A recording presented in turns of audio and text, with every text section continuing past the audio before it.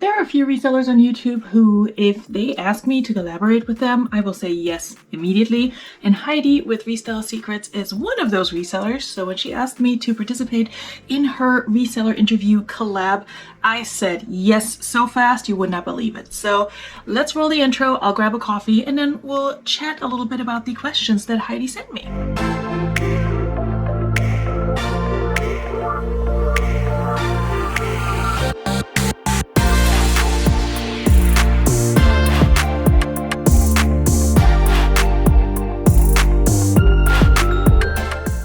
Caffeinated, let's get started. Hi everyone, if you're new here, welcome. My name is Veronika. I'm a part-time reseller. I sell mostly on eBay, Poshmark, and Mercari, sometimes on Depop, and I'm happy to have you all here, whether you're a returning viewer or subscriber, or whether this is your first time checking out my channel. If you found me through any of the other wonderful resellers who are participating in this collaboration, definitely check them all out as well. Welcome. I'm happy that you're here. I got my coffee. Let's get started on some questions. So my good friend Heidi, who is a fantastic person, shout outs to her. You should definitely subscribe to her channel. She's both hilarious and knowledgeable, which is a combination I appreciate more than anything else in life. Well, maybe not more than anything else, but it's up there. So Heidi has a wonderful channel where she shares her knowledge and her hauls and her projects that she has going on. So check her out. I will link her information above, below, and everywhere else. And of course, also check out all the videos that the other resellers who are participating in this collaboration are putting out today. Okay, so Heidi sent me a bunch of questions and asked me to interview myself. And honey, you don't have to ask me to talk about myself for like half an hour. I can do that. So reseller question number one right here. Consider brand, condition, style, cost, and comps. Which do you care about the most? I would say for me, cost, condition, and brand absolutely are like my three main things that I look at first. Style, I will consider if it's maybe a brand I normally don't pick up, but I will also consider if it's very outdated and it's a really exciting brand. And that's usually where comps come in and where I will look up comps before picking up the item in the store or at the bins. So I would say cost is really a big one for me though, because I like to keep my cost of goods very low. I like shopping at the bins, and we're going to get to this in a later question, but I don't always run comps on everything I pull out of the bins. So it's a good balance of, balancing all five of those, but they're all important. I would say comps are less important to me for the most part. If it's a brand or item or style that I'm confident in selling, because I have had luck with it in the not so recent past. But of course, it's important to check your comps because items go out of style all the time. Brands don't do as well anymore. So I'm definitely guilty of not checking comps as much as I should before purchasing certain items. But yeah, brand, condition, and cost are probably my main three. And then after that, I will look into style and comps a little bit more. Now, the next question is kind of playing off of that. It's which one of those do you care about the least? And I'm going to say probably comps. Again, unless it's something that I'm super not familiar with, that I've never heard of, that's when comps are really important, because I might find an item for dirt cheap, it's in great condition, it's new with tags, and it's a style I think is cute, and then I look it up and the comps say it goes for 10 bucks and the thrift store wants 5. That's not something I'm going to pick up. So I will consider comps more if it's an item that I'm not super familiar with, or a brand I'm not familiar with, or an item by a brand I'm not very familiar with. But again, it's kind of hard to say because they're also important, but I'm just a cheap bitch, so I will definitely look at cost first and rule out certain items simply because I do not feel like paying up for them. Like I have a limit of how much I want to pay per item. The next question, where do you go first when you enter the thrift store? It really depends. Honestly, lately I found myself going to the hard goods and like home decor and all of that more because I'm not just thrifting to resell, I'm also thrifting with the intention of decorating my home, crafting, doing things like this weird Easter egg bag behind me here, and just finding cool pieces I want to maybe upcycle. I am starting a second channel where I'm going to be doing more of that. I'll link the information below if I have anything on there by the time this video goes up. No promises. But yeah, so lately, honestly, hard goods, but not necessarily for reselling purposes. For reselling purposes, it depends on the thrift store.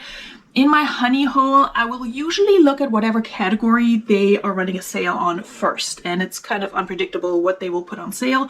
So if I walk in and it says jeans are 50% off, I will go to the jeans first.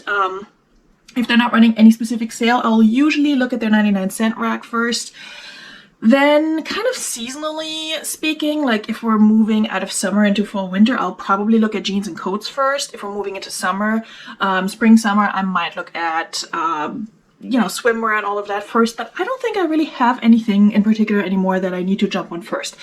In general, I do like to look at shoes, like pretty soon after entering the thrift store, if I know that it's a thrift store where they don't price up shoes ridiculously high. My honey hole does and doesn't. It depends on what they catch and not. And I've made videos about that where I did catch them slipping, so you can check that out up here. I will link one of those. But yeah, shoes is probably a good one. And I do like sourcing jeans, I will say that. So, well, I don't like sourcing them, but I like photographing and listing them. It's very straightforward. A lot of people don't. I don't know why. It doesn't bother me. Question number 4. Name a department you never go to. Electronics, probably. I don't want to deal with testing things. I don't want to figure out if it works or not, what it is, if it's outdated. It does not interest me at all. I already have very little interest in selling hard goods, and electronics is one of those hard goods niches that I will pretty much never look at. I also don't check out men's clothing a lot.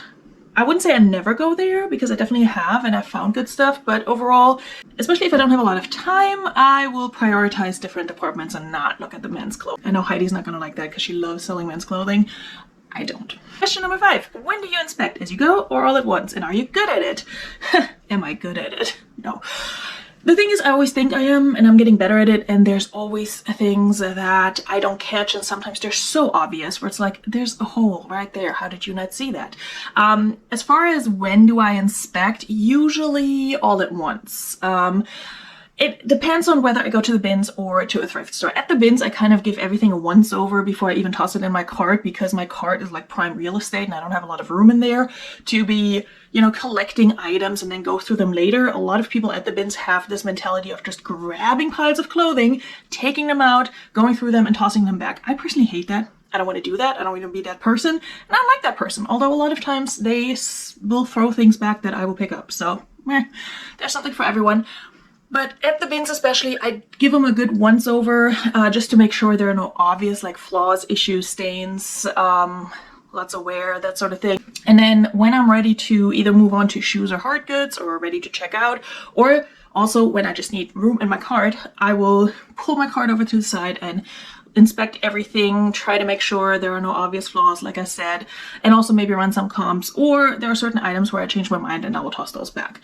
Am I good at it? Like I said, I've missed so many flaws in my 4 years as a reseller, but I am getting better. I will say at the thrift store, I have this weird thing where I kind of like, I don't want to say I trust them to inspect their items, because they don't, but I trust them more than I would, you know, with items I find at the bins. It's weird. I'm not as thorough with inspecting items at the thrift as I should be, and it has come back to bite me before, so I do need to be better about that, especially because I'm paying more at the thrift store. I really should be checking certain areas that I may be missing. Areas I always inspect: anything that has a zipper, make sure that the zipper is working. Anything that has a crotch, make sure there's no nastiness going on there. Other things like with denim, you know, if there's distressing, just make sure there's not an obvious hole where there shouldn't be one. Armpit stains, especially with lighter colored items. But I have, you know, forgotten to look at it with dark colored items and then noticed that there were massive stains that I couldn't get out. So again, those areas that tend to stain easily or show a lot of wear, I need to get better at inspecting those. So I'm telling you this right now so that I'll remind myself, and also do as I say, not as I do. Question number 6. When do you check comps? As you go or all at once? And are comps better or worse when you get home? That second part of the question is very interesting, because usually they're better at the store and worse when I get home, which is really weird. I don't know why that happens. Maybe I'm less focused. Maybe I forget to add a filter where I need to. I don't know. But yeah, for some reason, they sometimes get worse when I look them up at home on my computer as opposed to on my phone in the store. Again, at the bins, I usually check comps all at once as I'm sorting through everything and trying to decide what I even want to consider for picking up. If it's something that's really worn or has issues, then I'm throwing it back without checking comps, honestly, because in most cases, it's not going to be worth my time to fix it. At the thrift store, Depends. I think at the thrift store, I lean more towards checking comps as I go. Not for everything. Again, there's certain items where I'm like, if it's in good shape and not a horrible price, I will probably pick it up. Like Athleta activewear. For the most part, I will pick that up. If it's marked at $10, probably not. But if it's a good style that I've sold previously that I know moves fast and for a decent amount, I will pick it up as long as it's in good shape and I will not look up comps. Should I be doing that? Maybe not, but hey, these are interview questions. I'm gonna be truthful here. Question number 7. In 3 months, how many different thrift stores do you visit? Interesting. Now that I'm back in Virginia, to anyone who doesn't know, I lived in New Jersey for a while and had very little opportunity to go thrifting and did a lot of online sourcing. Now that I'm back in Virginia, in 3 months, honestly, especially for sourcing, probably just 1 or 2. I don't really branch out too much. I have my places that I like to go to. I have my honey hole, which is around the corner from me. It's literally a 2-minute drive. It's fantastic and dangerous. And I go to the bins once or twice a month, usually to the same location because one of them is just closer than the other. And if I'm going to be there early in the morning, I don't want to drive an extra half an hour, if you know what I mean. Like, I like to sleep in. But yeah, I don't really go to too many other thrift stores. I have several here in town. Again, my honey hole is what I prefer. There's another one that I do like in terms of the mission they support, but I don't like their prices. And it's a very big thrift store and it's very overwhelming and I get burned out so quickly. And I don't necessarily find the really good stuff there, so I go there less frequently. Goodwill in my town, absolutely bonkers with prices, not worth going. Even with the half off colors, it's ridiculous. It's just, I mean, you can find decent stuff there, and if you're lucky you can find it at a low price, but it's just the time investment versus what I can get out of it is not worth it to me anymore. So in 3 months, I don't know, probably 1 or 2 plus the bins. I'm not that adventurous. I also don't like to travel to different areas to check out thrift stores. Not that I don't necessarily would like to do that. It's just a matter of how much time do I have available and do I want to spend that time exploring a new thrift store versus using that time to go to a location where I know I can either find a few good items or the bins where I know I can find a lot of bread and butter and probably some really good things as well, and just bring those home and then work through them for the next 2 weeks or so. Question number 8. Look at a listing more than 6 months old. Would you buy it today? Okay, so a lot of my listings, a lot of my items don't sell within 6 months. I'm gonna be honest. If it's less than 6 months, it's honestly a quicker flip for me. So for a lot of them, yes, I would pick them up again, but there are always a few, especially from the bins, things that I pick up because I'm like, I need to save this because it's new with tags, even though it's not a great brand and even though it's not gonna sell for much. And those items will normally sell, but there's the question of, was it worth my time investment and my energy to pick up an item from the bins that will only sell for like 10, 12 bucks on eBay? But yeah, there's no clear answer to this question, I'm afraid. There are certain items that I've had in my store for well over 2 years. Few of those because I do like to clear house, you know, after a year and a half or so. Like anything that I've had for more than a year, I get really annoyed with it. But I do have certain items that I just have this weird attachment to, and I'm waiting for the right buyer. And I'll probably be waiting for another year, but eventually maybe they'll sell. So I sometimes have a hard time, you know, keeping emotion out of certain things. Like, you get emotionally attached to certain items. You shouldn't be, because it's a business, but some of us do. Question number 9. Which bothers you more, getting a return or not being able to find an item you just sold? I would say it used to be the second one. Not being able to find an item I just sold. Once I started improving my inventory system, or just creating an inventory system to begin with, that has gotten a lot better. I haven't really had any issue with not finding an item that just sold. So that just hasn't been an issue for me in a while, and I'm really happy about that. Returns are annoying. They are annoying. eBay returns I find are less annoying than Poshmark cases, because Poshmark cases usually imply that there's something wrong with the item. But eBay returns, I don't know. Again, it really depends on my mood. I got 2 within like 2 days a couple weeks ago, and I was just like, of course. Like, I haven't had one in a while, so of course I'm gonna get one. And then for me, returns and cases always come in 3s. And I got a second one the next day. I didn't get a third one, so I probably shouldn't jinx myself. But it's part of the deal. If I get more and more returns like consistently, I'd be a lot more annoyed, but overall my return rate is pretty low, so I'm definitely happy with that. Question number 10. When's the last time you went to the mall? Oh, honey. I can actually tell you exactly when that was. Well, not exactly, but it was when I was still living in New Jersey, probably last year in the spring. I went to the mall and I was in there for all of probably 10 minutes, and the only reason I went there was because I'd ordered something on torrid clearance online and had it shipped to the store because it was cheaper. I went in there, I picked it up, I got a very nice bag, and I walked back out. And that very brief interaction with the mall was enough to confirm why I don't go to the mall. Your girl doesn't like people. I mean, I selectively like people. I don't like going to places like the mall. It's the sensory overload for me that really bothers me. It's all the overpriced stuff that I can find at the thrift. It's all the people. I hate the mall.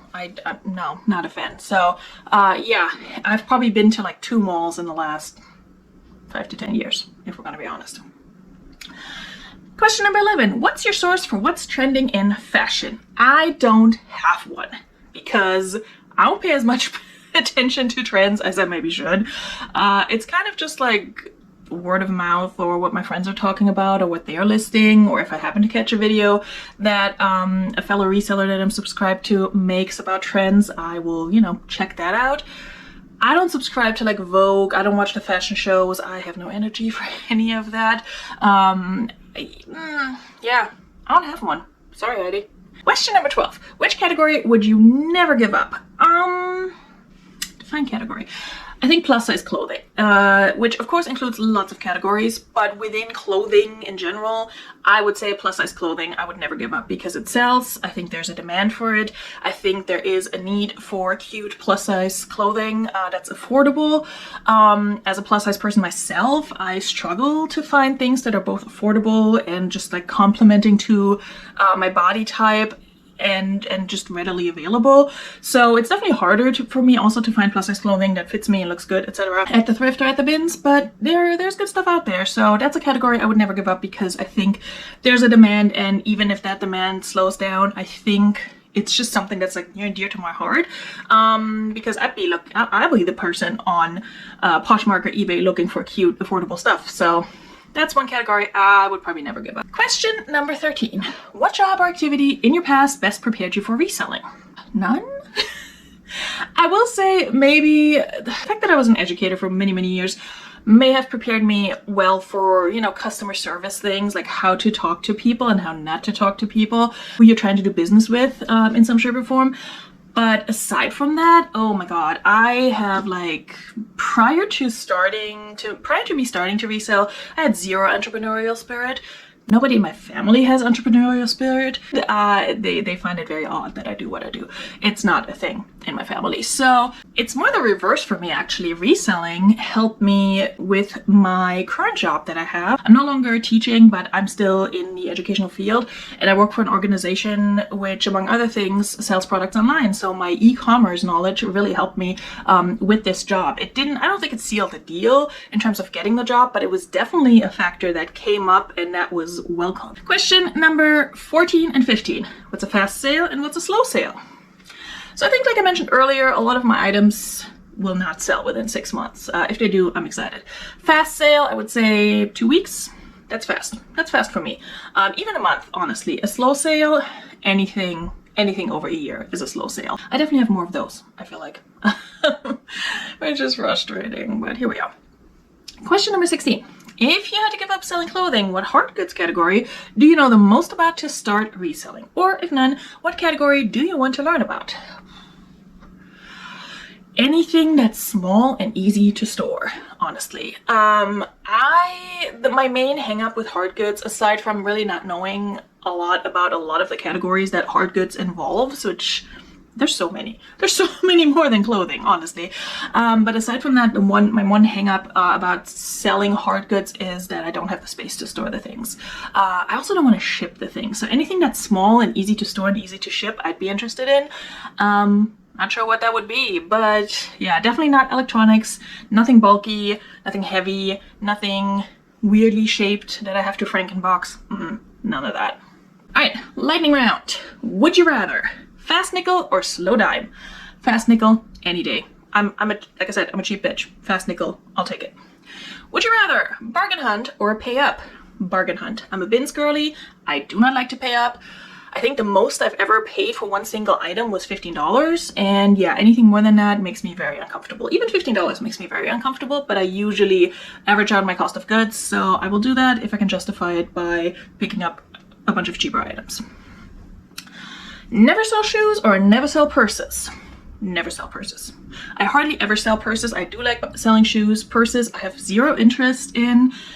I don't want to do the research. I don't want to learn the language. I don't want to know how to determine if they're real or not. I have like the cheapest little Chico's Travelers tiny little purse that I wear on a regular basis, and then like a nicer one like that Glamour sent me. But yeah, I'm not a purses girly. I'm not. Would you rather take photos or write listings? I hate both, but probably write listings because I can sit on my couch, I can be comfortable, I can be, you know, eating, I can listen to music. I can do that for taking photos too. But yeah, it's just more cozy, and at that point, when I'm at the point where I get to write my listings, at least the bulk of the work has been done already. Taking photos is such a huge bottleneck for me. It's hard. Would you rather clean shoes or sew on a button? Clean shoes, probably. I'm not a great seamstress. I can, you know, attach a button, but I don't like to do it. So cleaning shoes would probably it, even though that gets a little nasty. But again, cleaning shoes is one of those bottlenecks, which once I actually do it, I realize it's not as bad as I make it out to be in my head, and it's usually done quickly. Would you rather sell only men's or sell only hard goods? Ooh, Heidi, you are coming for me with that question. Probably only men's clothing, just because I know more about, you know, terminology related to clothing and shoes than I do to hard goods. And again, the storage aspect, there's that. But I would hate every single minute of it. Just saying. Would you rather only thrift stores or only bins? Bins! No explanation needed. Would you rather only eBay or only Poshmark? I'm gonna have to say eBay. Despite all the things that annoy me about eBay, it is a much bigger platform. There is a much bigger customer base, and at this point Poshmark and eBay are pretty much 50-50 when it comes to where I sell the most, make the most money, make the most profit, etc. So I'm gonna say eBay for this one. Would you rather, last question, give up reselling or give up YouTube? I'm gonna say YouTube because my YouTube presence is very much tied to my reselling presence. Regardless of what's gonna happen with my new channel, my second channel that I'm working on, my YouTube channel doesn't make a lot of sense without the reselling portion, and also my YouTube channel doesn't really make me the money that my reselling business makes me. So as much as I would love to be a person who people just watch just because they want to watch her, without the whole like reselling and clothing and whatever what's sold and haul aspect attached to it, I think it's more realistic for me to give up YouTube if you're making me choose. All right, my friends, that was it for this interview round. These were fantastic questions, and some of them really had me thinking what my answer would be, and it might change in a year or two, and maybe I'll film an update then. Maybe Heidi will invite me back to do another interview round, or maybe I can interview her at some point. In any case, make sure to check out Heidi's channel. Her name is Resale Secrets on YouTube, and then also make sure to check out everybody else's channels. We have a great group of resellers, some who you probably know because they have massive channels and they're hugely popular, and then you have people like me who are just kind of hanging out and you know, hovering around that 1,000 subscriber mark and do a little bit here and there, but are not as well known as some of these other folks. So I love having a good mixture like that. I think it's great. It's fantastic of Heidi to organize this and to include everybody, regardless of how big their channel is and how popular their content is. I think this is lovely, and thank you so much, Heidi, again, for bringing us all together for this collaboration. Thank you to everybody who did participate. I cannot wait to see everyone's answers to these questions, and you should do the same. Again, everything is linked down below. I hope you stick around on my channel as well. Again, if you're new, hit the subscribe button, hit the like button if you had a good time, and also if you want to turn on post notifications, you can do so. That way you will get notified when I go live every other Friday with Relist and Relax, where we hang out and list and relax and chat. And you will also get notified when I post a new video, which happens on a very irregular schedule right now, but hey, Gotta keep it interesting, right? Okay, friends, my coffee's getting cold, so let me let you go, and I will see you guys very soon in another video or in another live. Bis bald. Tschüss.